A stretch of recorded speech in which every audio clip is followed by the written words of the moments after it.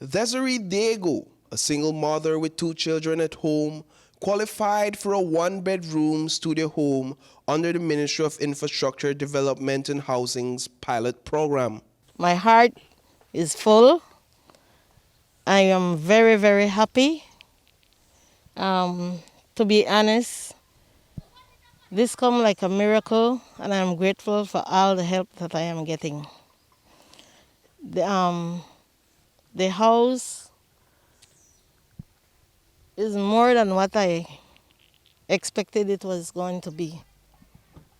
Most of all, I mostly think of my children, and that's why I'm grateful for this little help that I am getting from the government and the Ministry of Housing. The ministry selected 150 applicants they consider to be in urgent need of adequate shelter, like Carla Chavez, a single mother from Sarowi village with a 2-year-old daughter. I have a almost to be 2 years old child, female. Well, this will help me to become more independent, more stable, and I don't know, it's just something that I've always wanted, a home of my own, something to help me educate my child, knowing that the things that I went through and how difficult it is. Both of their homes are at foundation, with an expected completion time of 8 weeks for the entire process. In the city of Belmopan, 5 homes are currently being constructed. There we spoke to architect Jose Monterosa. Right now we're in Salvapan area, Belmopan, and there are 4 houses being carried out in this area specifically. All the owners are private owners of the lot itself. We're initiating with the phase number 1, which is the studio version. The reason being is that this house is intended to evolve into 4 different phases. Right now it's phase number 1. As you can see, it's all up to wall level right now. We're going up to beams eventually next week.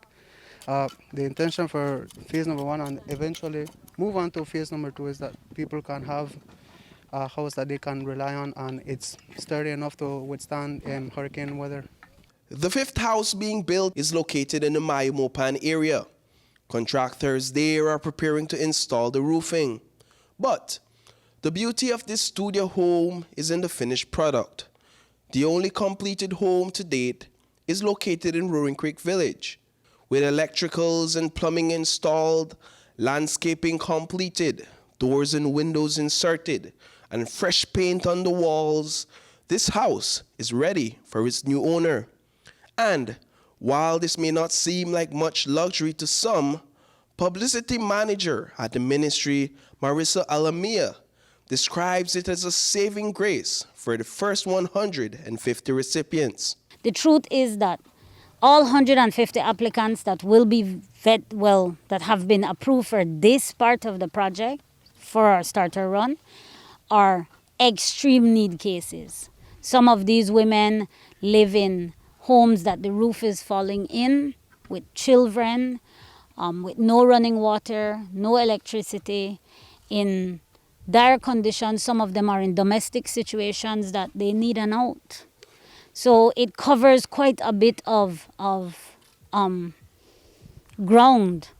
We tried to look at men who are disabled who can't do for themselves, not because they don't want to, but simply because they're limited. Alamia says each structure is costing the ministry $30,000 to $35,000 to complete.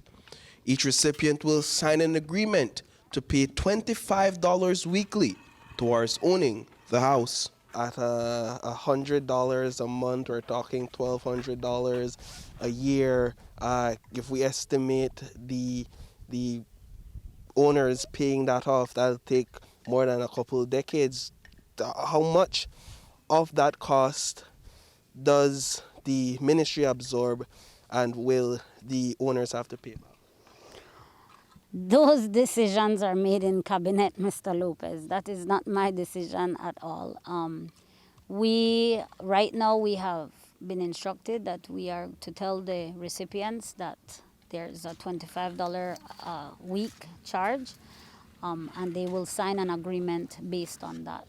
What do you think about the payment plan and that the government is requesting that you carry a part of the burden? Well, the payment plan, they scheduled something around, they gave me a wage that I could afford, so I have a job, and I think that would be not a problem for me to be paying it off. So Reporting for News 5, I am Paul Lopez.